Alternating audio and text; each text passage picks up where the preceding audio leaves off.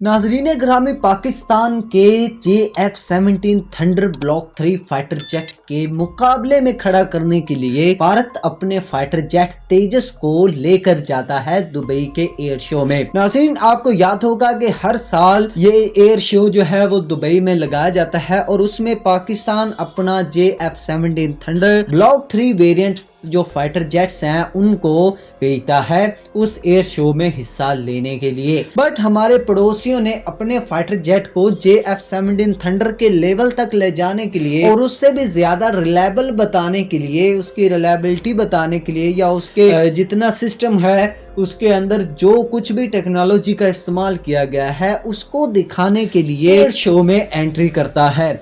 But Bharat को ये इस बात का इल्म नहीं था कि आगे भाई JF-17 थंडर फाइटर जेट था। खबर नाजरीन बड़ी अफसोसनाक है कि भारत का ये जो तेजस फाइटर जेट था ये वहीं पर ही रह गया और पाकिस्तान का JF-17 thunder block 3 fighter jet अपनी उड़ान मुकम्मल करके पाकिस्तान भी वापस पहुंच गया है। बिस्मिल्लाहिर्रहमानिर्रहीम। अस्सलाम वालेकुम दोस्तों, पाकिस्तान के JF-17 थंडर फाइटर जेट को नीचा दिखाने के लिए हर बार भारत ने कोशिश की, लेकिन इस बार भारत की कोशिश इतनी उल्टी पड़ चुकी है कि भारत अब दुनिया के सामने नजरें छुपाता फिर रहा है। जी हाँ, जिस फाइटर जेट को भारत बताता है कि JF-17 थंडर इसके किसी भी मुकाबले में नहीं है, किसी हिस्से में ही नहीं आता है, अब वही तेजस फाइटर जेट लेकर गया था भारत दुबई एयर शो में और वहीं पर ही इनका जो फाइटर जेट है वो क्रैश हो जाता है और पायलट को भी शदीद चोटें आती हैं और वो हलाक भी हो जाता है। मतलब पायलट भी मर चुका है तेजस फाइटर जेट का।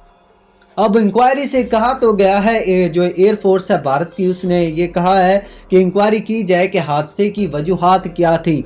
लेकिन नाज़रीन पहले आपको बता दें कि JF-17 थंडर रिलायबल और अपनी मार्केट बना चुका है और पूरी दुनिया के सामने अपना लोहा मनवा चुका है। अब तेजस के बस की बात नहीं है कि वो पाकिस्तान के JF-17 थंडर फाइटर जेट का मुकाबला करे। अजरबैजान समेत काफ़ी और ममालिक इसको इस्तेमाल भी कर रहे हैं और इसके अलावा कई और ममालिक ने इसको ख़रीदने की जो है ख्वाहिश भी जाहिर की है JF-17 थंडर ब्लॉक 3 वेरिएंट्स को। लेकिन नाज़रीन भारत को ये बात हजम नहीं हुई।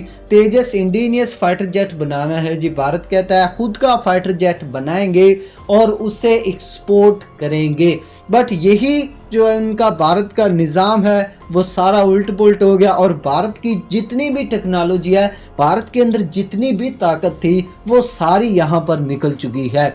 अब भारत को शर्म के साथ जो है ना ये कहना पड़ रहा है कि जी हमारा पायलट भी मर चुका है, हमारा तेजस फाइटर जेट क्रैश हो चुका है। यार इनको शर्म नहीं आती है? दिन रात ये एक ही बात करते थे कि JF-17 थंडर जो फाइटर जेट है वो उसे क्या पता नहीं बोलते थे यार, खंडर बोलते थे या जो कुछ भी बोलते थे। बट अब इनका जो समोसा है वो तो उधर गिर गया, उसके अंदर जितना घी डाला था वो सारा उधर चला गया।